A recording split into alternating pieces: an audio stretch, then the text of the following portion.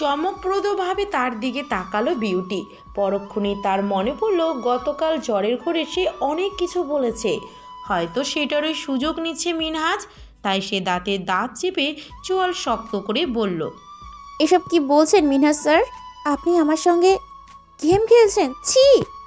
আমি আপনাকে রিজেক্ট করেছি বলে সরাসরি আপনি আমার ইমোশনাল নিয়ে এইভাবে খেলবেন না প্লিজ। আমি আপনাকে অন্তত ভালো একজন মানুষ ভেবেছিলাম। হ্যাঁ, হতে পারে আমি আপনাকে জ্বরের ঘরে অনেক কিছু বলেছি, কিন্তু তাই বলে এইটা নয় যে আপনি আমার সুপ্রিয় ভাই হয়ে আমাকে ধোঁকা দিবেন। আমাকে দেখতে এসেছেন ভালো, কিন্তু এখন আপনি আসতে পারেন। মিনহাজ বিউটির দিকে তাকিয়ে হাসলো। হাঁটু মুড়ে বসে বিউটির দিকে তাকিয়ে পাগলের মধ্যে হাসতে থাকলো সে। দুই ঠোঁট কামড়ে চোখের পানি গড়িয়ে পড়ার আগেই মুছে নিল, যেন সে বহুদিন পর অনেক বড় একটা খুশির দেখা পেয়েছে। সে আবেগে কথা বলার ভাষা খুঁজে পাচ্ছে না। এক পর্যায়ে বিউটি চেঁচামেচি শুরু করলো। তার চেঁচানোর সময় মিনহাজ এমন কিছু বলল যাতে করে সে স্তব্ধ হয়ে গেল। নিশ্চুপ নিষ্পলক চোখে মিনহাজের দিকে ফিরে তাকালো।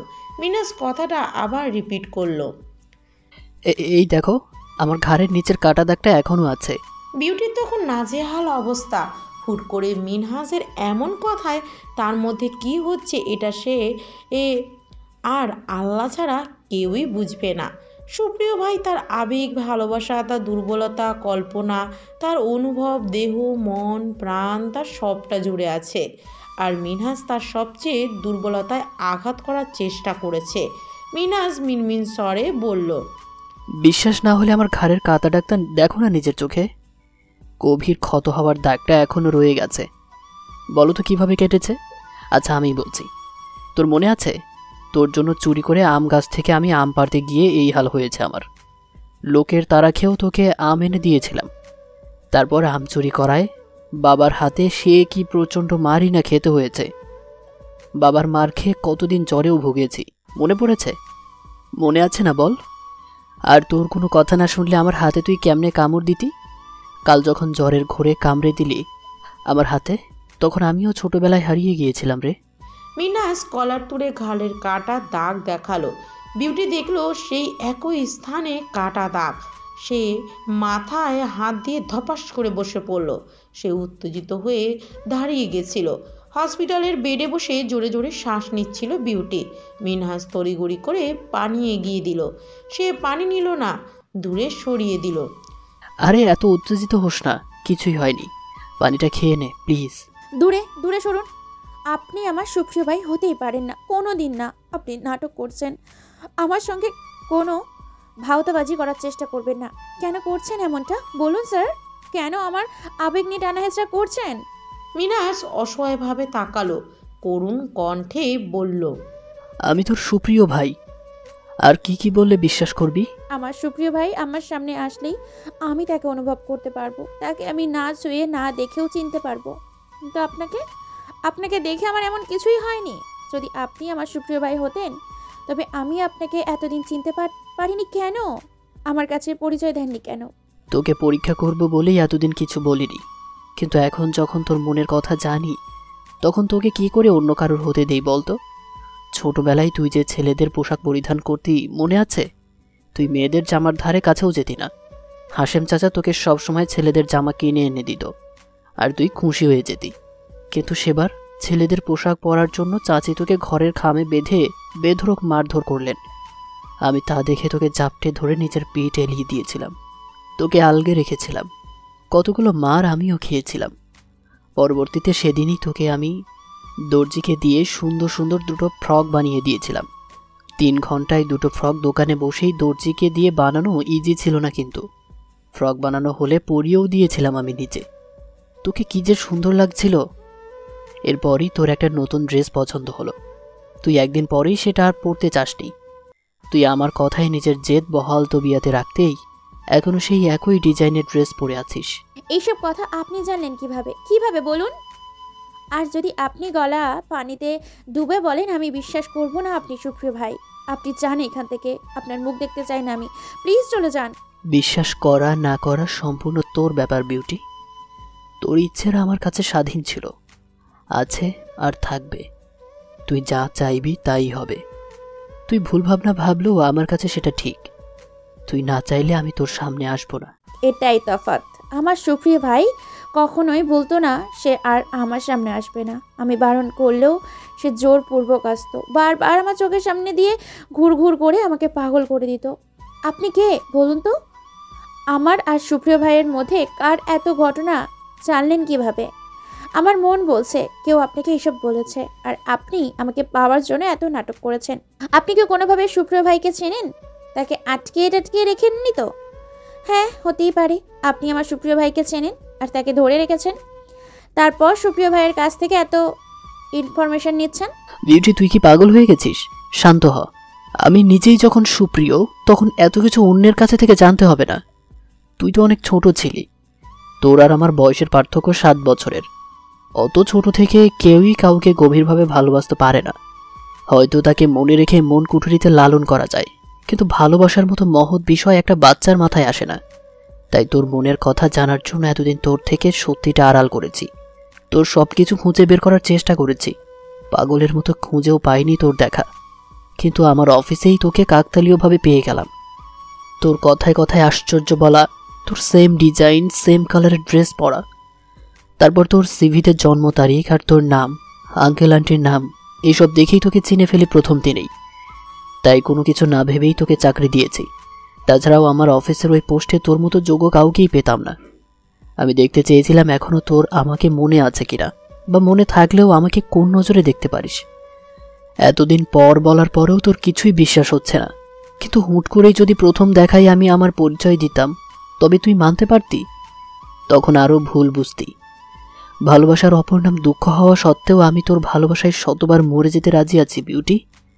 তোর প্রতি আমার যে ভালোবাসা, এই ভালোবাসায় আমি সাগরের সমুদ্রে ডুব দিতে চাই। তোর প্রতি বলা আমার প্রতিটা কথা আমার হৃদয়ের থেকে আগত। আমি তোকে যা বললাম তা কখনোই মিথ্যা প্রয়াস নয়। ভালোবাসা এই যেন এক মায়া। তোর মায়ায় আমি ক্লান্ত পরিশ্রান্ত। আমি বিশ্বাস কর, আমি তোর সুপ্রিয় ভাই। বিউটি শান্ত চোখে তাকালো মিনহাসের দিকে। সে মন দিয়ে দেখলো মিনহাসকে। মিনহাসের চোখ যেন কথা বলছে, তার চোখে অন্য কিছু ধরা পড়ছে। হঠাৎই মিনহাস নিজেকে সুপ্রিয় দাবি করছে কেন? যদি মিনহাস সত্যি কথা বলে থাকে, তবে সে কেন তা অনুভব করতে পারছে না? সত্যি কি মিনহাসই তার সুপ্রিয় ভাই? কেন কেন মনে হচ্ছে মিনহাস মিথ্যা বলছে? বিউটির ছটপটে ভাব থেকে মিনহাস আর কিছু বলতে চাইল না। সে বিউটিকে আরও বেশি উত্তেজিত হতে দেখে নার্সকে ডেকে আনলো। নার্স উত্তেজিত বিউটিকে ঘুমের ইঞ্জেকশন দিয়ে দিল। মিনহাসের এখন ভীষণ আফসোস হচ্ছে। বিউটি অসুস্থ, এটা তার মাথায় রাখা উচিত ছিল। মিনহাস আরও কতক্ষণ হসপিটালের থেকে সবার থেকে বিদায় নিয়ে বাড়ি ফিরল। অফিসের ইম্পর্টেন্ট মিটিংও ক্যান্সেল করে রুমে গিয়ে শুয়ে পড়ল। মাথা দপদপ করছে, মাথা ব্যথায় ছিঁড়ে যাচ্ছে, সারা শরীর যেন ঝিমিয়ে আসছে তার। আজকের কাজটা ঠিক হয়নি, একদম ঠিক হয়নি। কারোর দুর্বলতায় আঘাত করাটা পাপ, অন্যায়, অনুচিত। এটা ঠিক হয়নি, একদম ঠিক হয়নি। সে নিজেকে কখনোই ক্ষমা করতে পারবে না। সে ভিতর থেকে অনুতপ্ত হয়ে থাকে। অপরাধ বোধ ভিতর থেকে তাকে কুড়ে কুড়ে খাচ্ছে। রাগে দুঃখে যা কিছু পারছে ছুঁড়ে মারছে সে। হাতের কাছে যা কিছু পাচ্ছে ভেঙে চুরমার করছে। বিউটি বিশ্বাস করেনি তার কথা। সে বুঝলো সুপ্রিয়ের প্রতি কতটা গভীর ভালোবাসা বিউটির। মিনহাসের চাল চলন সবটাই খেয়াল করলো রাহেরা। উপর থেকে ভাঙচুরের শব্দ পেলেও সে তার রুমে গেল না। সে জানে না তার প্ল্যান কতটা কাজে দিয়েছে, তবে সে মিনহাসের ভালো চায় মন থেকে। মিনহাসকে দেখে সে পুরোটা না বুঝলো একটা গণ্ডগোল ঠিকই হয়েছে, যা একদম ঠিক হয়নি। তবে সে মিনহাজের জন্য নিজের সর্বোচ্চ দিয়ে চেষ্টা করবে। বিউটিকে মিনহাজের জীবনে আনবে সে, যেভাবেই হোক তাকে এই কাজটা করতেই হবে। মিনহাজের প্রথম ভালোবাসার মতো দ্বিতীয় তথা শেষ ভালোবাসাকে সে হারাতে দেবে না। সে বিউটিকে বোঝাবে এবং মিনহাজকেই বিয়ে করার জন্য রাজি করাবে। বিকেলে বিউটিকে বাড়িতে আনা হলো। তার জ্বর কমেনি বলে ডক্টর তাকে ছাড়তেও চায়নি, কিন্তু সে জেদ করে বাড়ি চলে এসেছে। মিনহাজের নিজেকে সুপ্রিয় দাবি করাটা সে কিছুতেই মানতে পারছে না। মিনহাজ সুপ্রিয় হলো, নাম পরিবর্তনের কারণ কি? সে নিজের এত সুন্দর নাম কেন বদলালো? মারিয়ামকে ডাকলো বিউটি। মারিয়াম এলে একে একে সব কথা বলল বিউটি। মারিয়াম কিং কর্তব্য বিমূঢ় হয়ে তাকিয়ে রইল বিউটির দিকে। অতঃপর মারিয়ার উৎফুল্লতার সহিত বলল, স্যারের এমন অযাচিতভাবে মিথ্যা বলার মানুষ না। উনি মিথ্যা বললেও এত কিছু কিভাবে জানলেন? ওনার কথা কিন্তু আমার মিথ্যা বলছে না। তোর অপেক্ষার অবসান হলো বিউটি। কংগ্রেস মাই বেস্টি। আশ্চর্য, আমি বিশ্বাস করিনি সে আমার সুপ্রিয় ভাই। তুই আগে আগে লাফাচ্ছিস কেন? তো লাফাবো না? আমি নিজেই দেখছি তুই সুপ্রিয় ভাইয়ের জন্য কতটা উৎকণ্ঠা নিয়ে অপেক্ষা করছিস, কতটা ভালোবাসিস তাকে। বড় হওয়ার পর থেকে কখনোই কোনো পুরুষের দিকে চোখ তুলে তাকাসনি পর্যন্ত। আর এখন যখন সুপ্রিয় ভাই ওরফে মিনাজ স্যার স্বীকার করছে, তবে কেন তাকে বিশ্বাস করছিস না? তুই বুঝবি না মারিয়াম, আমি কেন তাকে এত কাছ থেকেও অনুভব করলাম না। আমার বিশ্বাস সুপ্রিয় ভাই আমার সামনে এলেই আমি তাকে চিনতে পারবো। ছোট্টবেলায় সুপ্রিয় ভাই আর মিনাজ স্যারের মধ্যে বিন্দু পরিমাণ মিল পাইনি আমি। আশ্চর্য, তাদের চেহারার অন্তত মিল থাকা উচিত ছিল। আমি আজকে তাকে দেখেছি, তার চোখ, নাক, ঠোঁট কিছুই মিল পায়নি। শুধু সুপ্রিয় ভাই আর তার বয়স ইকুয়াল। সে মিনহাজ নামে পরিচিত, তাহলে সে নিজেকে কি করে সুপ্রিয় দাবি করছে? আমার জানা মতে সুপ্রিয় ভাইয়ের কোনো নাম নেই, ছিলও না। হতেই পারে মিনাজ স্যার তোর আশেপাশে ছিল বলেই আর সুপ্রিয় ভাইকে অনুভব করতে পারিসনি। না না না, আমি মানতে পারছি না, কোনোভাবেই না। আমি সুপ্রিয় ভাইকে ঠিকই অনুভবে চিনে নিতে ফেলবো, আমার এতটুকুও ভুল হবে না। একটা গুমোট ভাব আর বিষণ্ণতায় বিউটির জ্বর বেড়ে গেল তরতর করে। সুপ্রিয় নামক অসুখ তাকে আষ্টে পিষ্টে জড়িয়ে ধরেছে। মিনহাজের এই স্বীকারোক্তিতে বোঝা গেল তার শৈশবের অনেক কথাই মিনহাজ জানে এবং সবটাই সঠিক বলেছে। কিন্তু মিনহাজ কিভাবে এত কিছু জেনেছে? একটা প্রশ্ন কিন্তু থেকেই যায়। আকাশে একচ্ছত্র অন্ধকার, ঘন অন্ধকারকে চিরে মেঘের সাগরে হাবুডুবু খেয়ে এক ফালে ক্লান্ত চাঁদ দেখা দিয়ে চলেছে থেকে থেকে। বাতায়নের কপাট তীব্র বাতাসে একে অপরের সঙ্গে বাড়ি খাচ্ছে। থোকায় থোকায় ফুলে ভরা লেবু গাছটি থেকে ফুলের গন্ধ বাতাসের সঙ্গে এসে বিউটির ঘ্রাণেন্দ্রিয়তে বাড়ি খাচ্ছে। বিউটি মনে করে লেবু গাছটা লেবু দিতে পারে না বলেই থোকা থোকা ফুল ফোটায়। এখনও লেবু ফুলের গন্ধে তার রুমে আসছে।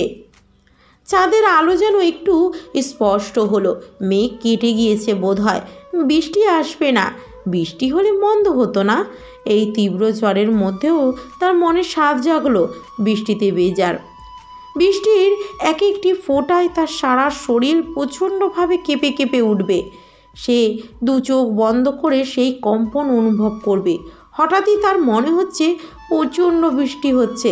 সে ছুটে ছাদে উঠে গিয়ে দেখবে সুপ্রিয় ভাই তার জন্য অপেক্ষা করছে। সুপ্রিয় ভাই তার পাশে এসে তাকে মুগ্ধ হয়ে দেখছে।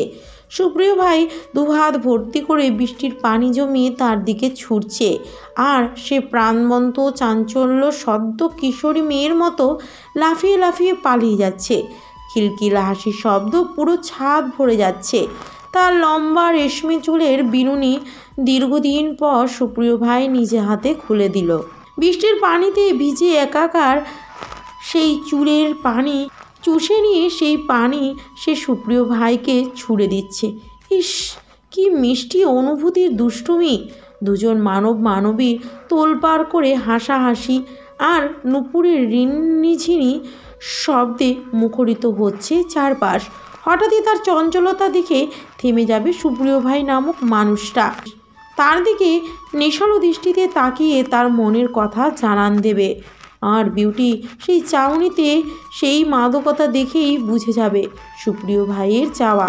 তার কোমর ধরে কাছে টেনে আগ্রাসী চুম্বন করবে তাকে লজ্জা দিতে, আর তার লজ্জারুণ হয়ে যাওয়া সেই মুখের দিকে থেকে দৃষ্টি সরবে না। বিউটি তা দেখে লজ্জা পেয়েও শুধাবে। কি দেখছেন সুপ্রিয় ভাই?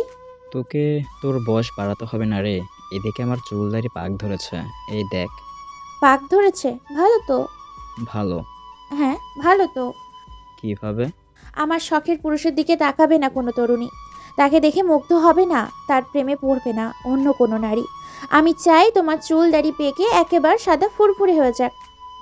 লোকে তোরে বুড়ো লোকের বউ বলবে রে বিউটি। তাতে কার কি?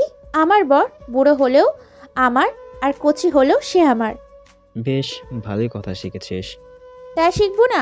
আপনিই তো শিখিয়েছেন। তুই আমায় বিয়ে করবি না বিউটি? সেই অপেক্ষাতেই কতগুলো বসন্ত একলা ছাড়ালাম। আপনার দেখা নেই কেন সুপ্রিয় ভাই? এই যে আমি তোর অনুভবে, তোর কল্পনায়, তোর নিঃশ্বাসে, তোর অস্তিত্বের মাঝে বিলীন হয়ে আছে আমি। তোর আপাক মস্তক জুড়েই তো আমি, শুধুই আমি। ভালোবাসার অনুভূতি কল্পনা করা মানে বুঝেন সুপ্রিয় ভাই? সে ব্যক্তিটাকে এতটাই ভালোবাসে যে তাকে গভীরভাবে কল্পনা করে এবং যা কল্পনা করে সেটা বাস্তবে অনুভব করে। ভালোবাসাই হলো মস্ত এক কল্পনা। ভালোবাসা একটা সুন্দর স্বপ্নের মতো, এক জন্মের দুঃখের মতো। ভালোবাসা আস্ত এক সুখের পাহাড়ে গা বেয়ে চুপটাপ করে পড়া ঝর্ণার মতো, ঝর্ণার সুন্দর মুখরিত করা করতালের মতন। You can feel like once wherever you want, every moment, every place, every breath, every sweet smile, with deep pain and with great happiness. কি রে বিউটি? এই বিউটি, কি বিড়বিড় করছিস? স্বপ্ন দেখছিস নাকি? তোর ঘুমের ঘোরে কথা বলার রোগও আছে তবে। কি হয়েছে, চিল্লাচ্ছিস কেন? দেখছিস না বৃষ্টিতে ভিজতেছি? কি সুন্দর বৃষ্টি। এবারে কি সত্যি মাথাটা গেল তোর? এই ওঠ, ওঠ বলছি। বিউটিকে ধাক্কা দিল মরিয়াম। আহ আহ মরিয়ম, তুই এমন ষাঁড়ের মতো চেঁচাস কেন? সুদূর করে কথা বলতে কি হয়? বিউটি আর মোড়া ভেঙে উঠল। মারিয়ামের চেঁচামেচিতে তার সুন্দর স্বপ্নের 12টা বাজল। সুপ্রিয় ভাইকে কি সুন্দর লাগছিল। ইস, বৃষ্টিতে ভিজলে বুঝি কাউকে এত সুন্দর লাগে? বিউটি জোর করে মারিয়ামকে নিজের পাশে বসালো। মারিয়াম ভ্রু কুঁচকে বলল, কি রে, তুই লজ্জা পাচ্ছিস মনে হচ্ছে। ব্যাপার কি? একটু আগে স্বপ্ন দেখছিলাম। কি দেখছিলি? ছেলেদের মতন ওই সব নাকি? শীষ বান্ধবী, সে আজকাল এইসব স্বপ্ন দেখিস তুই? বিউটি বালিশ দিয়ে জোরে সোরে একটা বাড়ি দিল মারিয়ামের মাথায়। মারিয়াম খেকিয়ে উঠল। এই, তুই আমাকে মারছিস কেন? তুই এমনভাবে লজ্জা পাচ্ছিস যেন কাল রাতে তোর বাসর রাত ছিল। তোর বিয়েও হয়নি, আর কাল যেহেতু বাসর রাতও ছিল না, তবে কি আমি ওইসব ধরে নেব না? চুপচাপ বেয়াদব, বেশরম মেয়ে। বিয়াত্তা মহিলারা লাজ লজ্জা ভুলে যায়, তোকে দেখলেই বোঝা যায়। আর কখন এসব বলতে দেখেছিস? জানিস, আমি সুপ্রিয় ভাইকে স্বপ্নে দেখেছি। তাকে নিয়ে বৃষ্টিতে ভিজছিলাম। কি সুন্দর লাগছিল তাকে, ভেজা নাক, ভেজা ঠোঁট, ভেজা চোখ, গাল আর ভেজা চুল। কি সুন্দর লাগছিল তাকে। হয়েছে, তোর বলা শেষ, এবার থাম। এই শরীরে তো অফিস যেতে পারবি না। ফ্রেশ হয়ে নে, আন্টি ব্রেকফাস্ট টেবিলে বসে আছেন, চলে আয়। মারিয়াম চলে গেলে বিউটি মুচকি মুচকি হেসে ফ্রেশ হতে চলে গেল। আজ তার মুড ভীষণ ভালো। ব্রেকফাস্ট করে ঘরে আসার আগে সে হাসেম আলীর রুমে গেল। রকিং চেয়ারে বসে খবরের কাগজ পড়ছেন তিনি। পায়ের শব্দে তিনি বুঝলেন তার মেয়ে এসেছে রুমে। বিউটি মা, কিছু বলবে? আব্বু, আমার তোমার সঙ্গে ভীষণ ইম্পর্টেন্ট কথা আছে। ফ্রি আছো?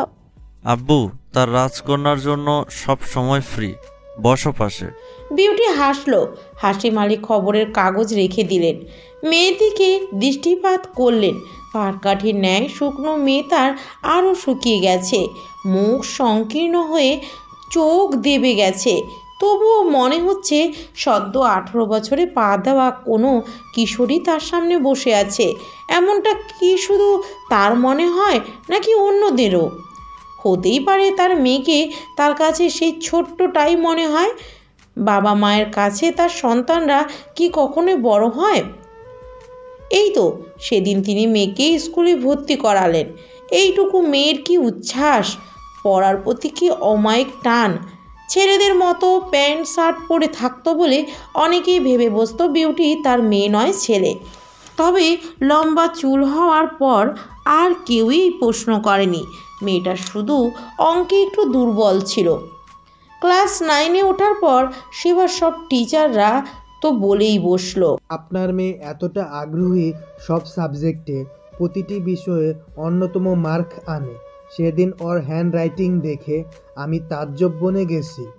এইটুকুন মেয়ে, এত সুন্দর হ্যান্ডরাইটিং, সত্যি প্রশংসনীয় বই কি।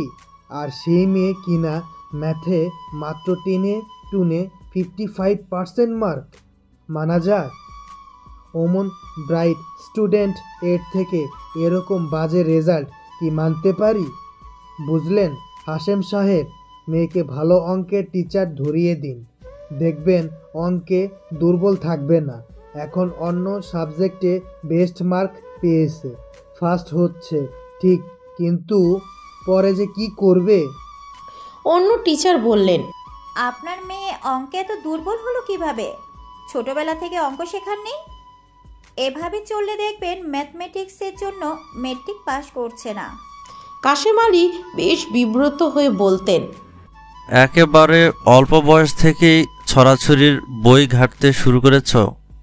এবিসিডির বই পড়তে শিখেছে প্রায় কথা বলা শেখার সঙ্গে সঙ্গে, কিন্তু কি জানেন, ধারাপাত বইটার ধারে কাছেও ঘেঁষেনি। বলতো কি বাজে বই রে এটা, এক কুরব লিজে, এসব কি ধ্যাত, এ বই আমি ছবই না কোনোদিন। কি বিচ্ছিরি, সারা বইয়ের কোথাও একটা ছবি পর্যন্ত নেই। আর কি অঙ্ক পড়ব, 1 থেকে 10, 10 থেকে 100, এইতে 20, এটাকে বই বলে? ছি, আর পড়ব না, অনেক পারি। এত বিশ্রী বই কে বানিয়েছে বাবা? এটা কোনো বই হলো? মেয়ের কথায় তিনি হেসে উঠতেন প্রাণ খুলে। আগের কথা ভেবে তিনি প্রায় এখনো শব্দ করে হেসে উঠলেন। বিউটি বাবার দিকে তাকিয়ে আছে। সে বসে থেকে বেশ অনেকক্ষণ অপেক্ষা করলো। তার বাবাকে চোখ বন্ধ থেকে উঠিয়ে যেতে নিলেই বাবার অমন হাসি শুনল। বিউটি সহসে প্রশ্ন করলো, হাসছো কেন আব্বু? আমি ভাবলাম ঘুমিয়ে গেছো, ডাকতেও পাচ্ছিলাম না, আবার আমার কথাটাও বলা ইম্পর্টেন্ট ছিল, তাই চলে যেতে পারছিলাম না। ভাবলাম তুমি উঠলেই না হয় বলা যাবে। না মা, তোমার ছোটবেলার কথা ভাবছিলাম। তুমি অঙ্ক করতে গিয়ে কি বলতে মনে আছে? বলতে, ইস কি বিচ্ছিরি বই, এই অঙ্কগুলোর ধারা কে করেছে। এইবারে তিনি আবার হাসলেন। বিউটি নিজেও হাসলো বাবার কথা শুনে। বাবার পাশে রাখা একটা টুলে বসে আছে সে। হাশেম আলী বললেন, এখন বলো কি তোমার ইম্পর্টেন্ট কথা। সুপ্রিয় ভাই এবং তার বাবার সম্পর্কে কি সন্দেহ করেছিল আপু? তুমি তাদের ব্যাপারে এত আগ্রহী কেন মা? বিউটি সেদিনের কথা এখনো মনে রেখেছে, যার পরনায় অবাক হয়ে গেলেন হাশেম আলী। বিউটি কিছুটা অপ্রস্তুত হলো, বলল, সেদিন তুমি তো কথা সম্পূর্ণ করনি, তাই পুরোটা জানতে চাইছি। সুপ্রিয় ছাড়াও যে হিকমতের আর একটা কন্যা সন্তান আছে জানো? মানে? আমি তো জানতাম না। না জানারই কথা।